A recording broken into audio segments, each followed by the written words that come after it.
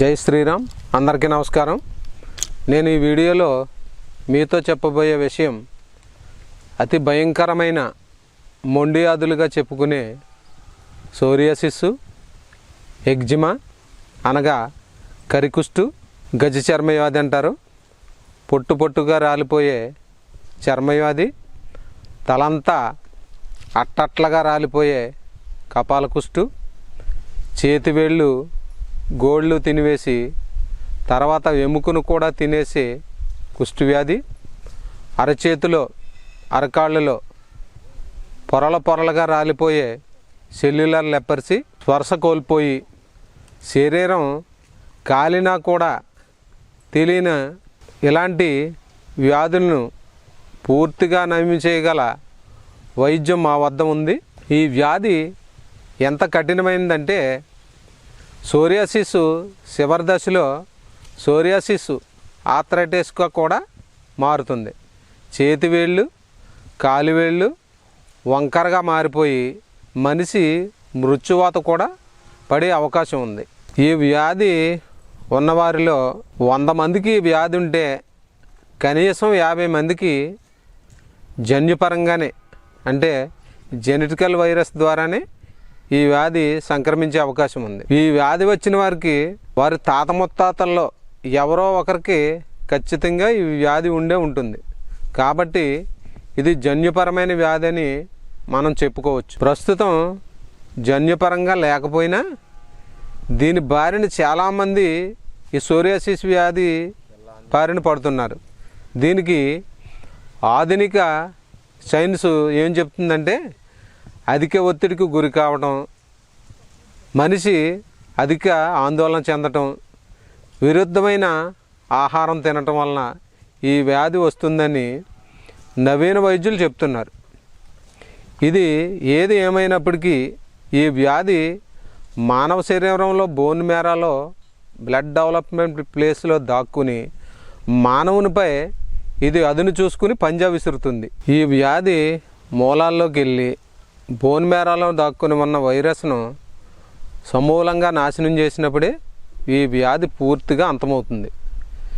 జన్యుపరంగా ఈ వ్యాధి ఉన్నప్పటికీ ఒకరి నుంచి ఒకరికి శారీరక సంబంధం ద్వారా కూడా ఒకరి నుంచి ఒకరికి వచ్చే అవకాశం ఎక్కువగా ఉంది. అలా వచ్చి వారిలో కూడా ఈ వ్యాధి నిక్షిప్తమై ఉంటుంది.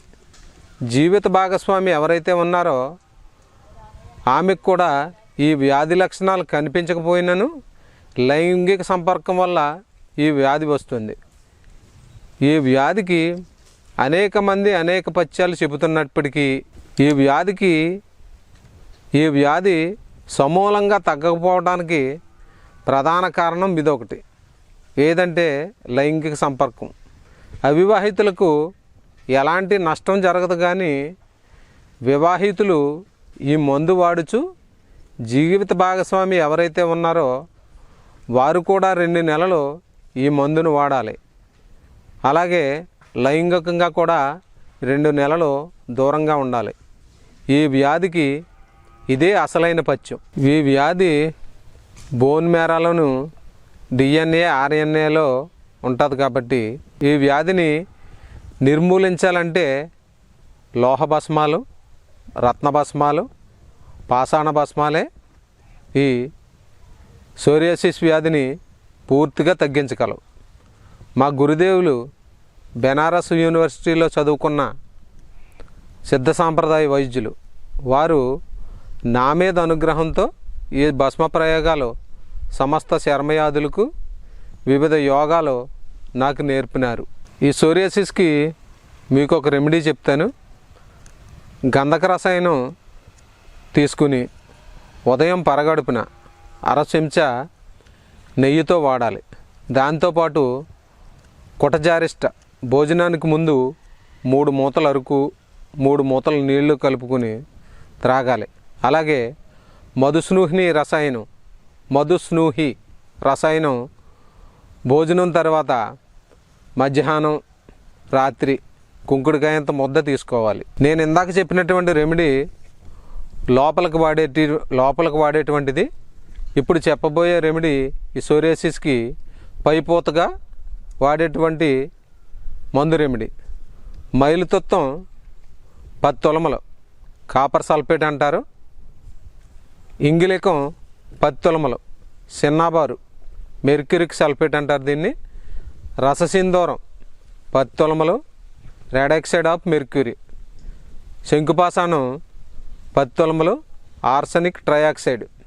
మొద్దార్త కర్పూరం 10 తులములు, క్యాంపర్ అంటారు.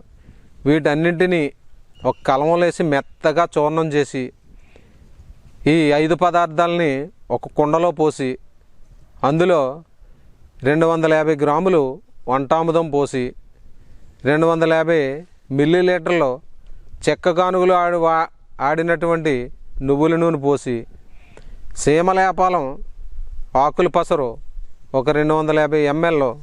ఇది చీమనేపాలం అంటే ఇది ఇలా ఉంటుంది. చీమనేపాలం శుభ్రంగా పసరు తీసి 250 మిల్లీలీటర్లు కుండలో పోసి మరిగించి చల్లారిన తర్వాత ఒక గుడ్డలో పోసి వడగట్టి ఒక గాజు బాటిల్లో పోసుకుని భద్రపరుచుకుని ఎక్కడైతే మీకు ఈ చర్మవ్యాధులు సోరియాసిస్, ఎగ్జిమా, అలాగే గజ చర్మ కుష్టు ఏవైతే ఉన్నాయో అక్కడ ఈ నూనెను రాసినట్లయితే, ఈ తైలాన్ని రాసినట్లయితే మీకున్నటువంటి సమస్త వ్యాధులు కూడా తగ్గే అవకాశం ఉంది. ఇవి తయారు చేసుకోవడం మీకు రాకపోయినా, మీ వ్యాధి పూర్తిగా తగ్గకపోయినా మమ్మల్ని సంప్రదించినట్లయితే మా దగ్గర ఉన్నటువంటి మా గురుదేవుల యొక్క అనుగ్రహంతో ఈ చర్మవ్యాధులకు మేము తయారు చేసినటువంటి అద్భుత రాజయోగమైనటువంటి మా మందుని మీకు పంపిస్తాం. మమ్మల్ని సంప్రదిస్తారని తెలియజేస్తున్నాం. జై శ్రీరామ్.